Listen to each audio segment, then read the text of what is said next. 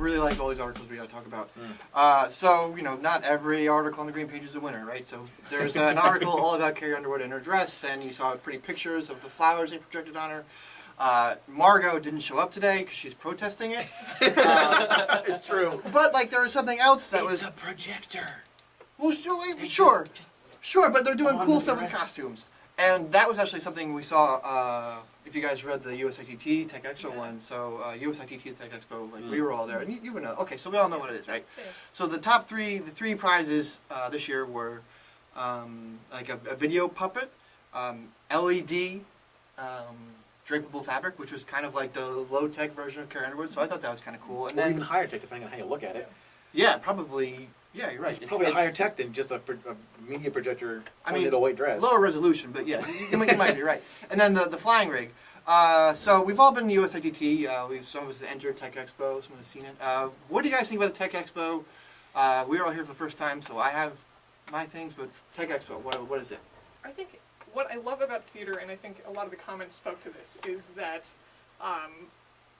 one of the reasons that we even have the opportunity to invent this is that someone has an idea of something that's impossible, and then we find a solution for it. Yeah, and I think that that spirit is what I love about theater. And I walked around that table several times, several days in a row when we were at USITT because I really enjoyed the stuff that was there, and would go up and look at it and then leave and think, what is that? What could that be used for? And then thought, I have to go look at that again. Like there was a sword. Oh, I can't believe the sword didn't win. The sword was so cool. Whoever did that out there, if you listen to us, you don't.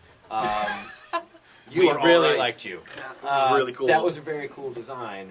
I thought, that could really be used. Okay, so the sword that we're talking about, Lauren, is, so you know, like a tape measure, yeah. You know, like when you unroll it, it's stiff and then it rolls back. So they took two tape measures, essentially, put them like this, sandwiched them together, and then made a sword you could pull out of somebody. So it was a rigid sword that came out of the body. So the challenge was the person in the I can't even remember what show it was. I can't remember the show. So I'll try to be real quick about this. Person was sitting in a chair under light, blackout, lights up. The person has a sword sitting in their stomach. So what they did was they came up with this real quick strap around thing with the sword in it. Like they strap onto themselves in the dark, and then the sword itself, and then another actor pulls the sword out from the middle of them as a sword. Yeah. And they solved this by taking two tape measures, putting them curved side to curved side, and then shaping that down into a point like a sword. So when they compress it, it wants to curve. Right. And when it sees no more force, i.e. they pull it out, it snaps back into its straight and sword-like shape. Okay. It was so simple and almost stupid tech, and it was fucking brilliant. And that's that's the kind of there he goes again. A quarter in the jar. That's the thing that I really enjoyed about the Tech Expo, and the thing that I actually enjoyed about this Carrie Underwood article, which I hate the fact that we're talking about Carrie Underwood and meaningful and what we're supposed to be talking about, meaningful theater pieces. But but there is there's room for cool stuff. It's very cool, but it wasn't even. It almost was. I mean, certainly by our CMU, we have all the toys standards. This was pretty simple, low tech. She wears a white projection screen dress, and we project stuff on it. And that it impressed a lot of people. And say what you will about her and her talent or lack thereof, but it was simple. It was straightforward, and it wowed a lot of people. Which isn't that what a lot of what we do is in the first place. Yeah, there's a cool quote from the article. It's it never fails that directors and designers ask for scenery to do multiple things that conflict with the laws of physics. Like every show. And I know. Speaking of as one of two TDs in this little group, we've looked at the panel books that are printed for these it's expos a great all resource. the time. Great We resource. have this problem. How the heck can we solve this problem? And I don't want to risk a percentage, but many times we have looked in these printable books from years past and found, if not the solution, then a jumping off point for the solution that we do end up with. I enjoy causing this problem.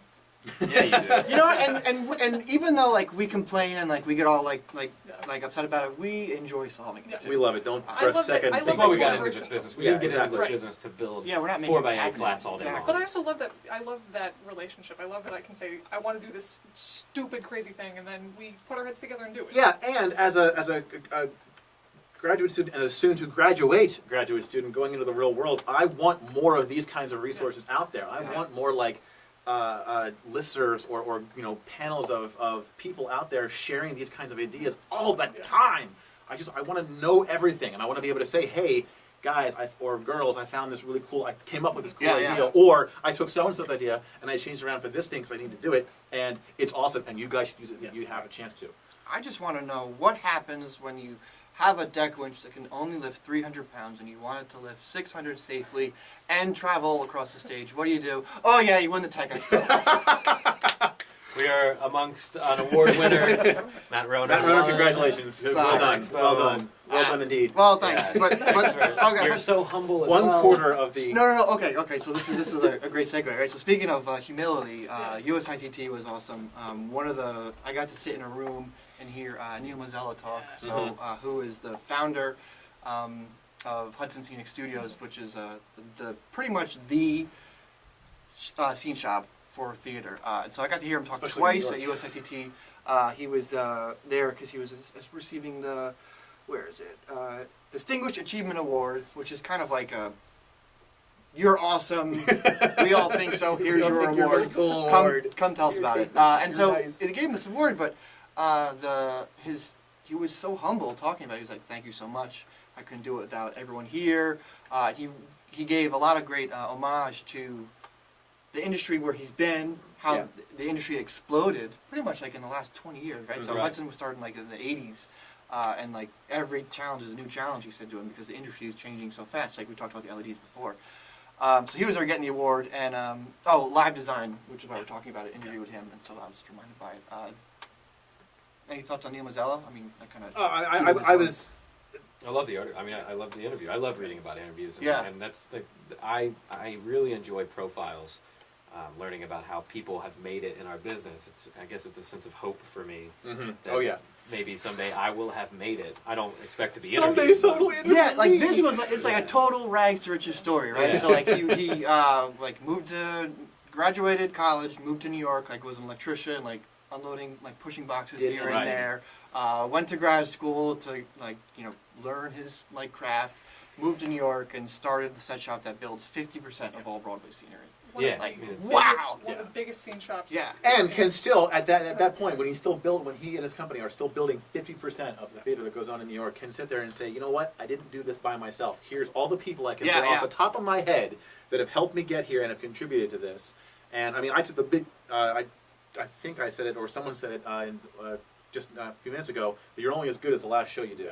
And Yeah. that's what what I he took says. away. Yeah, That's what yeah. I took. That's what He he said that says. in this article, and I took that away. It's not the first time I've heard that, but the first time, especially in theater, where that kind of outlook is you're only as good as the last thing that succeeded. And he's doing Broadway, all of Broadway. All the time. Right. Yeah. All the time. And I just think it's great that you can get that big and that tall and still remember everyone that's underneath you. And I just think it's really cool. And that gives me a yeah, lot I'd of like to hope. see more articles. I'd like to see more interviews with people. I'd like to see just him. more. I'd like to know that more people like that are out there if they are. Yeah. If there are more people like Neil out there running companies like Hudson and doing this big stuff and are as cool and humble and he happens to be a cool guy too. Yeah. I think that's why we read. I want to know if they're out It there. seemed like he said, like, so they asked him a question. It was what do you do when you're faced with a difficult situation? He goes, we solve the problem. We solve Yeah, the problem. right. He's a very cool dude. Awesome. If he was a Nothing big is- jerk, we'd be like, I hated it. Yeah, but he knows the form. It's great. So we were talking about the creative class last week, and I left last week, and I was like, what does it really matter? I don't know. It showed up again. Right. So This then time with the new face. yeah, but so it was the question was in this article was, can unions save their creative class? We talked last week about what the creative class is and like why does it exist? Who is this guy to define it? Is he right in defining it? So this was the creative class, and the solution for it, where to help out would be the unions, right? So he's talking about, we all know corporate culture in America is all about downsizing, sending the jobs away. There's a great backlash against organized labor from the conservative right, and people from the left are kind of just indifferent about it, right? So it's no question that unions are sort of struggling and hurting and on their way down. It's also no question, we talked about last week, how the creative class here can't really afford to be in the creative class. So what good is it? So what's the solution? So this article was talking about how maybe the creative class and the unions can kind of help each other out. And he gave two examples on how it maybe could work and how it couldn't work. So he talked about the writer's strike a couple years ago, or maybe it was last year, and how It just feels like last year. yeah, so how there was an example where the creative class had power, economic power to get what they wanted, and maybe a union is an answer for that, is a way to collectively get all people together. But he also talked about how the newspaper unions really didn't do anything to help, the Tribune, Chicago shut down. So what do you guys think? Unions, creative class, good thing, bad thing? I Does think it he work? makes some good points, and I agree that unions, have a general protection plan in them to protect their workers, but not only their workers, but the work that they do. And unions sort of help the product on stage be better. But I think the real difficult part here, and I'm not for or against unions, but I think the real difficult part is getting the upper level management and the government behind unions, which I don't think has happened. No. Maybe Obama likes IATSE, but I'm sure there's other unions that he doesn't care for. And if Or they're doesn't behind support. management, You can care for them. You can say you care for them all you like, but if you don't support them. But I did like the article. I thought, unions could probably fuel working actors, working artists, working technicians, and those working technicians make a better product because they are able to afford their lives, and the good ones will stay and the bad ones will go, maybe. Yeah, But no, don't they? Yeah, I don't know. No, I think think there so. are unions for I don't all think these people. so. Well, like, All of these people that this article mentions, there are unions for already. But I think So- it's not talking about the people in the unions. It's talking about how the people in the union, how the union itself can help the creative class, the entire creative class. yeah, Not because- just the members of And the there's union. also right. a large population of freelancers that are not associated with Sure, unions. sure. That's another part of the problem, I think. And okay, just to expand on that, right? So the article talks about how 40-hour work week, overtime, sick, deprivement, workers' compensation. These weren't things until the unions fought for them, and now it's just part of everyday work, right? And so freelancers, there's more and more of them. So like, can a union change the way that just labor in general thinks about freelancing, right? So they mentioned the freelancers union, which I remember hearing radio ads for in Philadelphia a couple years ago, and I was freelancing, and I thought, oh, that's a good idea. And that idea was that if you're freelancing, you have no place to go for insurance to help out with legal troubles. So maybe there's just a collective to help everyone out, and everyone pays into it. And I don't know, it seems like counterintuitive, right? To look at an industry that is so centered around the individual, right? So it's me freelancing, I'm paying my own bills, I'm doing this, I'm writing my songs, I'm out there busking, or I'm out writing or copyright or something. It seems weird to compare that to, factory workers, collective together. I don't know. We still need a safety net together, though. Even though our work is happening individually, that's the problem, is that we do need support as And you need a union or not. You need somebody behind you that is looking out for your self-interest, because you won't do it. And here's why: you need the work. You need the work. Yeah. You need the work really bad. And if you need the work, you're willing to do things for free. God, I hate artists that work for free. Oh yeah. But you're willing to do things for cheap because you need the work. And a union will allow you to ease your mind a little bit and say, well, I'm part of this union. If you want me to work for you, then and the union itself can help you get the job as well. Yeah, I do think there's a little bit of. There's going to have to be, I think, a little bit of give and take from the managers and the higher ups and the unions. I think we could stand to relax a little bit with some of the union regulations that are out there right now, especially for like IATSE. Well, IATSE's salaries. That's an I'm example, sorry, and that's they've not the gotten only one out out of there. control. Well, they have, and the idea that like I can't touch a No. prop because that means I'm taking away a job from Right. one of the, that's ridiculous. And I don't think that many people are going to disagree. I don't want to take away a job from somebody else, but if I'm already there, anyways, I think there can be some relaxation with some of the union regulations, and that can help I know some IATSE meet members in the that- middle. I know some IATSE members that don't care about the work anymore. They are simply the job.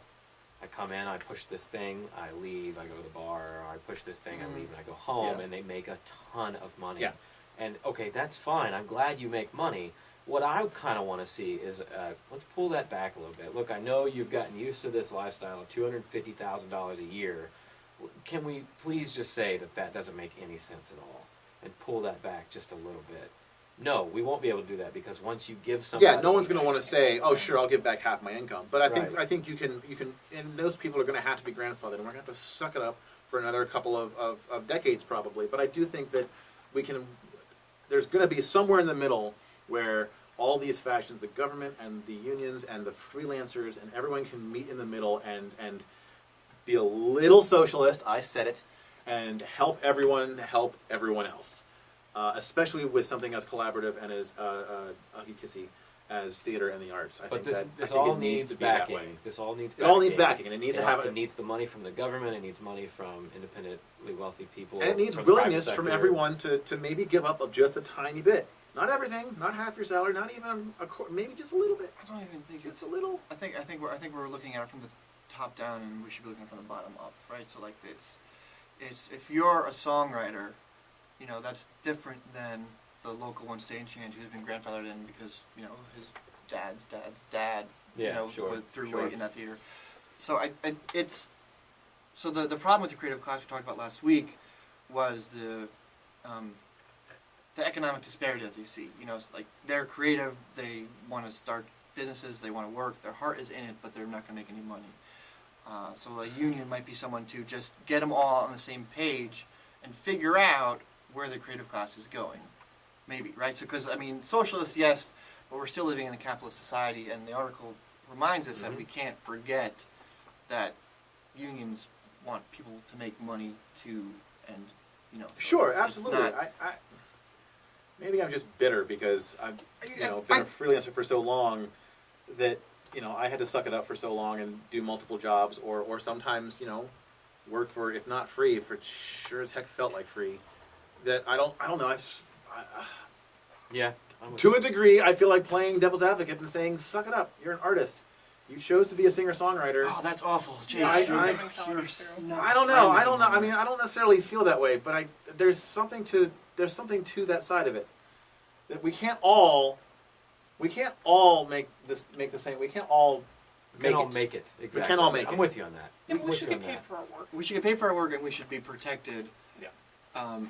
And we should have some help. And if your work making is it. bad, then people should be able to say to you, "Your work is bad. You no longer." Well, can you'll get work weeded in out this." eventually, so. No, you won't. No, I mean, that's the a lot- problem. That's the problem. Is that That's a the lot? problem. A lot of unions have really bad members that nobody likes, that nobody wants to work for or work with, and they stay.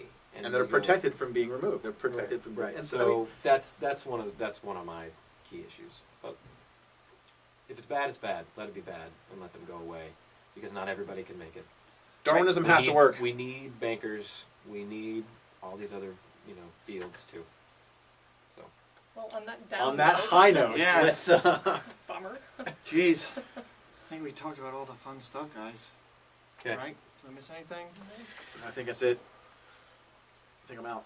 Yeah. All right. Thanks for joining us for News from the Real World podcast. Hashtag NFTRW. Mm-hmm. Send us a tweet. We missed it. We The first totally one was missed pretty it. good. The What did we second miss? We one was What really did we totally good. miss? missed the Some point. stuff. No, because I stirred you wrong. Like we totally missed the point of the article. The article was unions are struggling, right? And there's You can edit this back in. There's active. Are we still taping? No. Okay, right. So the point is, like, unions are struggling. There's active political backlash against them. Also, the active big business backlash against them. But we know that they're good because we have a 40-hour work week. We have overtime, right? So unions I serve mean, a I helpful got that. purpose. I got that. I wanted to steer against that because it was like propaganda. No, for no, no. But unions. listen. But do you not want a 40-hour work week? Do you It's not want never to get gonna paid happen. overtime? That's fine, because there's shit like you that you say. I know, It's and so, never gonna no, happen. and so the point was, right, so like, okay, so here's this historic cultural good, regardless if you say yay or nay on that. And now, here is this undeniable force, right? So like, there's these people starting businesses, writing songs, writing apps for phones, putting on websites, right? So there is this economic boulder rolling, and these people, like, it's relatively new, and there's no, like, how do they do it? What helps them? And so is there a combination between unions and these artists, which, this is where I should have said, I shall say it now. Say it right now, It dude. goes back to, like, guilds in medieval times, right? So, like, it's all these artists coming together saying, hey, we all do the same thing. Let's just figure out what's going on. And they sit and talk about it. And then, just through those people sitting and recognizing each other's skills, no, not skills because we know that that's not true, recognizing the work they like to do and the work they want to do gives them power over than, you know, Joe Blacksmith on his own in his shop, because he's not going to... Fine, as long as unions are regulated in a way that doesn't just get out of control. That's what I think we were That's hinting where at all that this, like, earlier. really There's bothers some me. That's there's what really some comes down. sort of But, balance. So that you're needs saying, to okay, happen. I'm a production manager, so if we have a production managers union to allow us to talk about the work we like to do and maybe help us continue to do the work, Yeah. and we don't have to work more than 40 hours a week and we get paid as... It's never going to happen. It's not going to happen, especially at a management level. It's upper level management. Why not? I mean, that's the nature of theater, though. Why Because not? I have to tell other people to work more than 40 hours a week, and then I don't. You know, it just doesn't seem to work for me. Okay, but... I don't I think it's going to if something like that's going to happen, it's going to take a lot more than the freelancers and. That's a change in And the what we culture do of takes the- longer That's a than 40 change hours in the a week. entire culture Okay, of so what we do. the 40-hour work week. I'm sorry, I thought it was a good example Yeah, of, but what I'm of a saying, like, universal I'm saying good. what we do takes longer, or what we do, all of those specific You can't things. Yes, that we yes. have. Okay, right. So dismiss the specifics of 40-hour work week and look at it as being paid an honest wage for the labor, for what you think your labor is worth, right? So Yeah, but just because what I think my labor is worth does not make it that worth that. I mean, just because someone wants to do. So what we're really saying is this work doesn't mean they the individual should fight for their own rights, but they don't. yes. Well, sorry. No, but and they Fight for no, your but own rights. and they don't because You've got to fight. No, they don't because they're not. They're afraid taught they're not to. going to get the work. No, they assume that, right, okay, so I'm a musician, so I'm going to work at Starbucks or I'm going to work at Home Depot because that's what I have to do. And maybe one day I'll make it and I'll go on Letterman and I'll play my song and then the AFL or the musicians union will be like, hey, you're on live TV. Welcome to the union. Like, it shouldn't go that way. They shouldn't have to do that. Einstein did his best work when he was working as a patent clerk. Yes, absolutely. And there's no, like, why I think shouldn't he? I think the idea of a struggling artist has to happen. I don't think it's mean, fair, though, on any level. That's a crappy No, but mentality. it's not fair. But well, Yeah, but, what's not fair about Yeah, it? but I mean, why is there not a struggling, engineer or financial consultant? Why is it the Because starving there's artist? a firm that will hire them. There's when pe- there's nobody that will hire you, that's your fault. No doubt, but there should be. I don't disagree with you. If you suck, you shouldn't get hired. But if you are working and for some reason something happens and You're saying I like, don't why can't we help them be discovered? No, no. I mean, because that the engineer Standards doesn't so need that the good people, the people that don't suck and should get hired, have a safety net, someone to fight for them when a company tries to mess Fight with you. for yourself. That's- Learn it's to always fight not- for it's yourself. not You're not going to make it. You're not going to make it. You're going to make it But I somehow. mean, you're it's not. not, It might it's, not be it's, in not safety any side. different. It's You're not gonna any not be different in the in unions, TD. right? So just because you're in actors equity doesn't mean you get cast. It just means that when you are cast, There's there are rules. certain rules that have to be Right. followed in your employment and in your payment. So, but it doesn't help you get out there and get hired. It doesn't- No doubt. They don't. No doubt. They don't. They do. There are ways of getting discovered So or how does rediscovered or. How does all this help the creative class? I mean, I guess I don't quite Protection get that. from abuse in any job that you have. Right. That's all it is. What But that's- the banker that needs protection from abuse? He's not in has the it. creative class. Well, I'm just saying, like, what does the creative class even matter? I mean, like, I get it. Look, I shouldn't say I don't that, think but, that, I like, don't think what there is does a it creative matter? class. I think there happens to be a bunch of people who do very similar things creatively, but I don't think it's a class. There's not a representable group of people who. We just want to say that because there are people like me in the world. That I It feel sounds like that's good. It what makes that us is. feel better, but it doesn't mean Do you that. really not think that? I mean, theater. Yes, artists there are people that are in a creative environment. They are a class of people, sure. But I What's your problem with the definition, though? The problem with the Taylor's problem with the definition, I think, is the word class, right? And so, we That might be true. we historically think of class as a position It's a level where your lifestyle is inextricably linked to your economic position, right? So, like the lower class, right? It's in upper class, middle class, right? We all understand what that means because we can see those people. We know like where they work, we know the type of work they do, we know how they work, and so like it's class. Whereas creative class, it's blurry, it grays the line a little bit, right? So you can. It's everybody trying to Is do Michael something Stipe creative. in the creative class? Well, see, or and I think part of the problem too is then you have to define creative. And what's creative? well, I think that's an easier definition. I don't think so. I think that's I why you don't have to think break it so. down Because if I further. am a banker who on the weekends wants to work on my motorcycle count, or though. He wants to, doesn't- why doesn't it count? Because he doesn't. If I'm a he banker doesn't at make his home, living- he it's- doesn't make his living. so you off his have to work. make your living to be creative. The person that works for Starbucks that's trying to act is not Is making in their the- That's, living. they're not That's- part of the that's creative Starbucks. class. No, they are part of the creative class. But the banker is just doing that as a hobby. But that doesn't make them what creative. if it's a hobby that maybe he wants to lead somewhere? I mean, this If I- all if this I- shit if is I- hobby. Everything I do, If I I do build a hobby for a furniture living. on the weekends, or if I paint murals on the weekends, because Oh, that's this what. conversation bugs me. But I have to feed my family or make my living as a construction worker, or as as anything else. Then what I do as a hobby, the thing that doesn't make, maybe I sell a couple of paintings as extra income. That doesn't make me part of the creative class. That is bullshit. Everybody's creative, and we all want I to disagree. claim that we're part of the. And that's where I think that this falls apart, because Well, then you have to start separating out other people So in Okay, order that's- to that's make why them we part say of that why this. the we creative get- class can help the economy. What we're really saying is, get your creative side and let's No, go help the But economy. that's No. why we get a theater union. This is so and much that's why better we've than got, we did on the actual part of the That's why we've podcast. got a theater This union. is still the that's why we've podcast. got a writers Thanks. union. That's why we have unions for specific people. Yes. It's not the creative class. That's the point of the union. But So you there can't should be a blanket union that. for people that That work aren't in at the the union. bank. I should be in the theater union. There are like You 8 can be theater in the unions. union. But What- the what's banker doesn't problem? need the banker doesn't need a union. That's my point. The banker that wants to work in theater on the weekends needs a union. No, he doesn't. Why? If you get out of here and you go work for Starbucks while you're Don't trying say to be a scene designer, right? You still need the scene design union. You still need the design union. Yeah. The banker that wants to do that but is fueling his life with banking still needs the union. Still needs the support. Not everybody We're can. way off Not, target.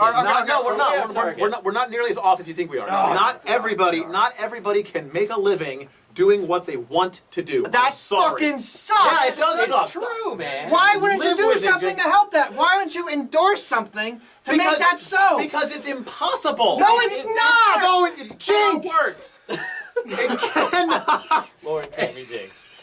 Sorry, Lauren, that should end it. Thank Lauren, you for joining Lauren us for can't this be week's jinxed. News from the Real World podcast. Why can't Please I be follow us at jinxed? #FTRW. You can read all of these articles at the website that is being printed right underneath Matt's sad, angry, defeated face. And if that wasn't entertaining, then Please you join should us go next somewhere week when else. someone might get punched. Margo, night. you don't know what you missed. Good night. Good night and good luck. Oh my god. I'm leaving. Punched in the throat. Not good. Oh, I don't know about you. That may be the best podcast we've You have ever to had. put like a disclaimer, so we're like, this is where they tried to end it. And this is And please play the clue music in the background. This is where they tried to end the podcast. Da, da, da, da, da, da, da, da, da, da, da, da.